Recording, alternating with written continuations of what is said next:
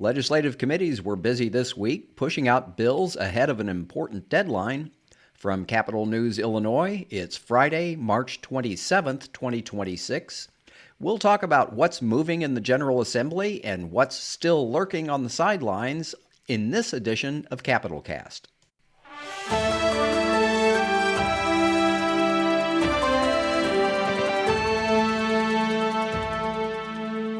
Hello, and welcome to another edition of Capitol Cast, a regular podcast of Capitol News, Illinois.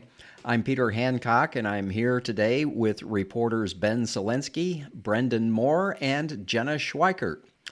This week marked a deadline in the Illinois House to pass bills out of committees and send them to the floor. As these things go in Springfield, it's kind of a soft deadline. Not everything that passed is necessarily fully baked and ready for a final vote, at least not yet. And there are lots of ways to get around deadlines, so some bills that we still haven't seen yet could still emerge. But committee deadline week does tend to give you a pretty good idea of where a lot of major issues are headed. So I thought we'd spend some time this week just reviewing some of the major bills that went through the legislature. Brenden, let's start with you. You wrote a story this week about a bill that would try to restrict where the federal government could put an immigration detention center in Illinois. Fill us in about that legislation. Yeah, so this bill came from House Speaker Emanuel Chris Welch, and it was personal for him because in his district this past year, an immigration and customs enforcement facility in suburban Broadview kind of became a central point of conflict during Operation Midway Blitz. The community was kind of overwhelmed by what happened in terms of the protests and the conflict between immigration agents and protesters. And so this would place some restrictions on where the federal government could locate these facilities, basically saying you couldn't locate it within 1,500 feet of a home, school, daycare center, park, forest preserve, cemetery, or place of worship. So this would essentially mean you couldn't place it in the heart of really any community in the state. Now, obviously, there are some caveats here.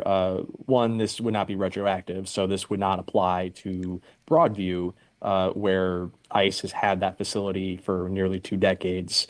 So it would not necessarily do anything to remedy that. And then there's also a lot of questions about whether the state can impose such a restriction on the federal government.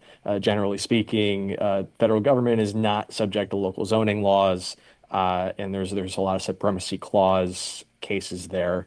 But as we've seen over the past couple of months, state lawmakers have tried to pass legislation meant to respond to Midway Blitz and try to do something to rein in the federal government.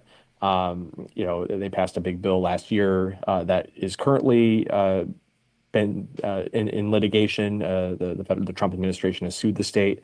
If this does pass the full House and goes to the Senate and goes to the governor, wouldn't be surprised if that happens again. Well, is this just a symbolic gesture, or is the federal government really talking about building a new detention center somewhere?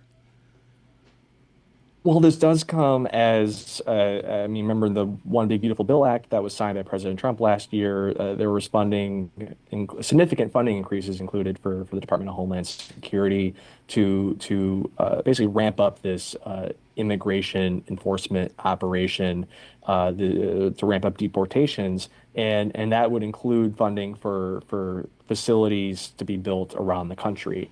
And there's been pushback in a lot of places to the construction of these facilities, not just in blue states, but also in some red states. A lot of these communities don't want a prison in their backyard, or a detention facility in their backyard, or next to their school, or next to their homes. So this is coming as again, we see this significant expansion of funding from the federal government, that these facilities are probably going to be built. And so it's at least sending a signal that we don't want these in our communities, at the very least, in the heart of our communities where people go to school, where they go to the park, where they live. And you mentioned that it's, I guess, an open question about whether or not the state can tell the federal government where it can and cannot build a federal facility. What are the chances that if this becomes law, it's going to wind up in court under a constitutional challenge? I would say very high. We've seen a lot of litigation back and forth between the state and the federal government. As I mentioned, the state passed a bill and signed into law. Governor Pritzker signed into law last year a bill that kind of restricted immigration enforcement in state courthouses and a lot for private right of action for if people believe that their constitutional rights are violated by immigration agents, and that's in court right now. So I wouldn't be surprised if this goes to court again because at the heart of it is it's a supremacy clause question, and the Trump administration is very litigious, and so it would kind of be par for the course for them to challenge this as well. Okay, well, I want to turn to Jenna now because on the subject of the power of the state, Jenna, you covered some legislation that moved this week in which the state would exert some control over the price of prescription drugs. This raises a lot of other questions. Tell us what's going on with this bill? Yeah, this bill is, I would say, years in the making at this point. We spoke to the bill sponsor, Representative Nabila Syed, earlier in February, and she's been working on versions of this legislation since as early as 2024. Um, there was a committee meeting on Tuesday evening, about 2 hours, and that legislation passed that committee. There was a lot of concern from lawmakers on both sides of the aisle on the impacts that this bill might have. There are other similar drug boards in other states, but none of them have passed and implemented what's called an upper payment limit. Which would set the maximum price that a prescription drug could be sold for in the state. Okay, and what I imagine there are a lot of concerns from the pharmaceutical industry as well as the healthcare industry. What are some of the arguments that they're bringing up? Yeah, on the pharmaceutical side, there's some concern about profit margins. When we spoke to the representative, she said that that was what she had heard from them. There were also some patient advocacy groups and some economic groups that spoke at the committee hearing, and they were concerned about manufacturers pulling out of the state and stopping and not selling their drugs in Illinois anymore. We haven't seen that happen in other states. Colorado is currently being sued by a manufacturer for a UPL that they set. Um, but there's not precedent on that version. On the other side, we heard from some political advocacy groups and some other kind of medical groups that said that this legislation could be very effective at improving prescription drug affordability, and lawmakers were very open to that. I think that's part of why they ultimately voted to pass the bill out of committee. Okay. And next, I want to turn to Ben because you covered a story this week about some bills moving out having to do with public education and specifically cell phones in schools and the use of social media by younger people. Why don't you fill us in on what's happening with those pieces of legislation? Yeah, these are both bills that are initiatives of the governor. He is pushing this legislation as kind of a way to tackle this proliferation of cell phones in classrooms and social media use among younger students.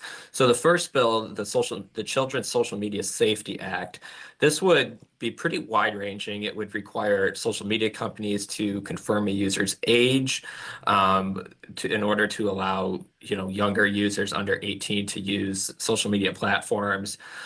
It would prevent companies, the social media platforms, from sending nighttime notifications to juvenile users. So, this is obviously a way at trying to keep a sleep schedule for a lot of these kids who are still in school.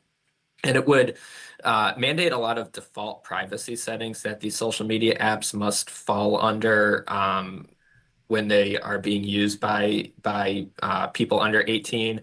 And this is really aimed at protecting minors' location data and other personal profile information, because I think anyone who uses a social media platform now knows you can make a lot of things about your life very public. And I think that what the governor is trying to accomplish here is to kind of privatize details about minors, so they're not just accessible to everybody, by basically forcing these social media companies to have strict privacy settings right out of the gate, rather than going in and trying to deal with the complicated setting system on all these apps.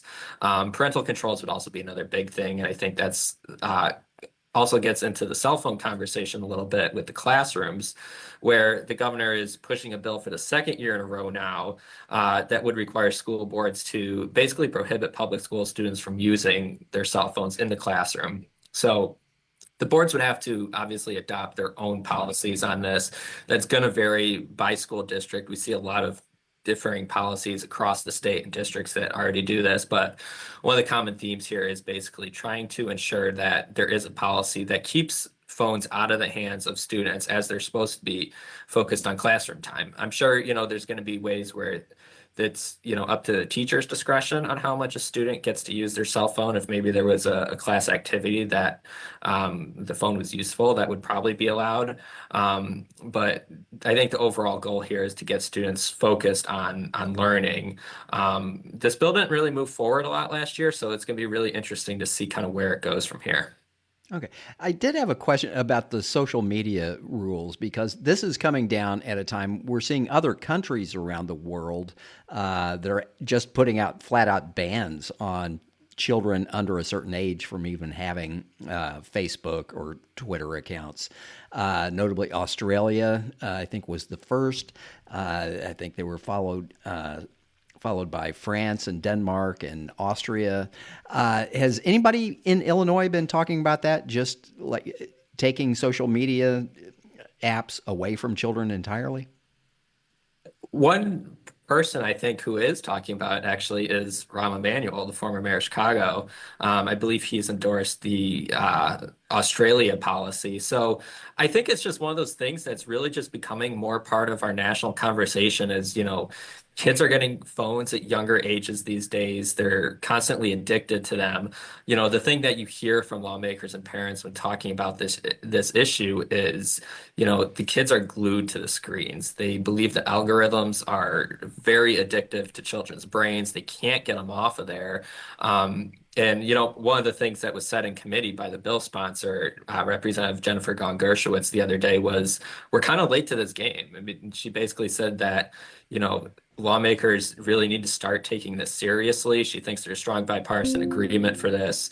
And these are conversations that everybody in America is having, is what she said. So I think we're going to, as these other countries have started doing this, and, it becomes more of a talking point in American politics, I think, this is just one conversation probably among a whole broad number of them happening throughout the country. Okay. Well, I just wanted to mention a couple of other bills that passed through that made some progress this week. One was that the House passed a bill giving the state more authority to review rates charged by insurance companies for homeowners and automobile coverage. That bill now moves to the Senate, which has already passed one version of the homeowners insurance regulation bill. That seems to be picking up a lot of steam.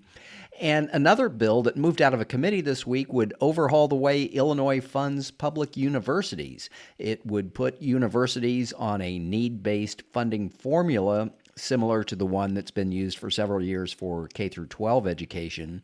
prioritizing campuses that are most underfunded right now for any new dollars that might come along. The big dog on the block, of course, is U of I, University of Illinois, which remains opposed to that bill.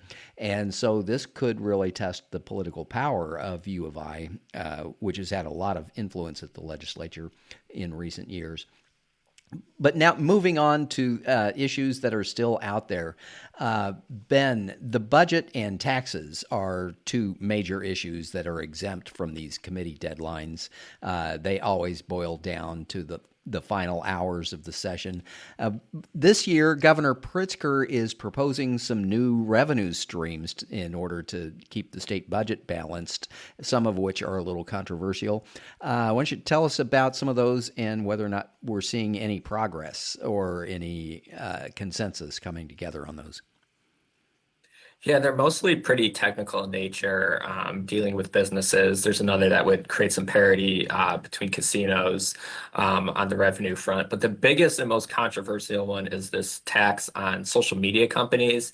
And what the governor has proposed is taxing social media companies based on the number of users in the state. And it'd be on this graduated threshold, for smaller companies would pay a lower tax rate, but the big ones like Meta would end up paying a pretty high tax rate, at least relatively speaking, for the number of users here in the state.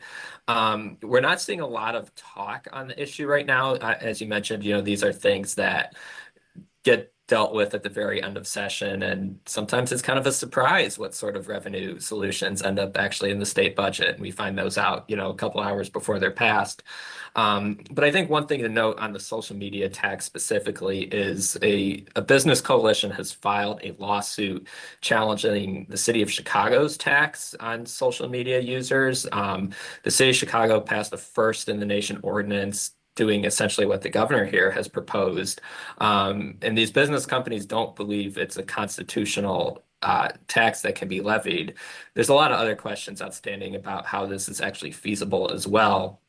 But I think that's going to be one of the interesting things to watch as this conversation goes forward and state lawmakers look at these revenue solutions is, are they comfortable with the litigation that potentially surrounds the social media tax? And do they look for other alternatives, besides this tax to avoid that costly litigation for the state? But I mean, that social media tax was certainly proposed as a pretty clear, wide-ranging plan, as we've discussed here today, by the governor to go after some of these social media companies, make the big rich people pay their fair share, but also, as the governor put it, because these companies, should be paying for doing business here in the state because, we see a lot of people using them and, we've seen some mental harms to children is what a lot of folks would say as well.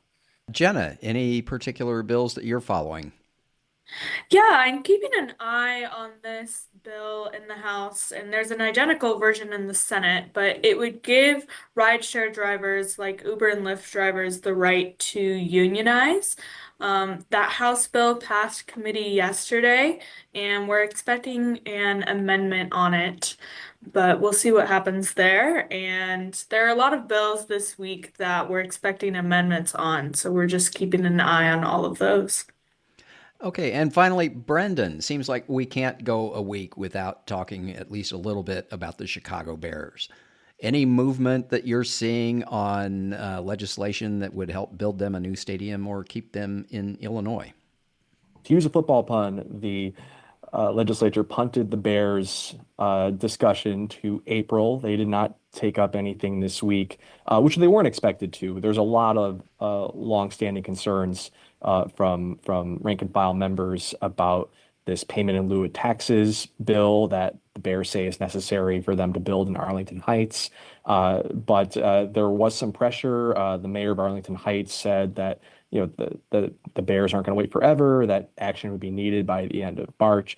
But state legislators that are in the negotiating room said that the Bears have never said that there's a hard deadline, although they said that obviously the team would want action sooner rather than later. The governor echoed that earlier this week as well, hoping that some action is taken on this pilot bill soon. I spoke with State Rep Cam Buckner, who is the top House Democratic negotiator on this issue, and he seems confident that despite some of these remaining obstacles, that they can get something done in April. That, he specifically said, he doesn't view this as a May 31st type of bill, something that, we're going to be waiting on, for the final hours of session, that he thinks this can get through when they return next month, that, that they're still working out some of the issues that were aired out in committee last month, but that there is some momentum. But again, it will be a heavy lift. So it's not just the pilot bill, but they still have to finalize infrastructure spending, which the state has always been open to. And then there's also still the question about what's in it for Chicago, because the taxpayers still owe about $500 million on Soldier Field renovations. So a lot of Chicago legislators don't want the city to be left holding the bag, so to speak. So not a whole lot of new information, but like you said, Peter, we really can't go a week without talking about the Bears. Okay, so we can count on that coming up again at least once or twice in April. Meanwhile, that's all the time we have for this edition of Capital Cast. Capital Cast is a production of Capital News Illinois, a public affairs reporting project of the Illinois Press Foundation, with funding from the Robert R. McCormick Foundation. My thanks this week to Ben, Brenden, and Jenna for being here. On behalf of the entire Capital News Illinois team, this is Peter Hancock saying thank you for listening.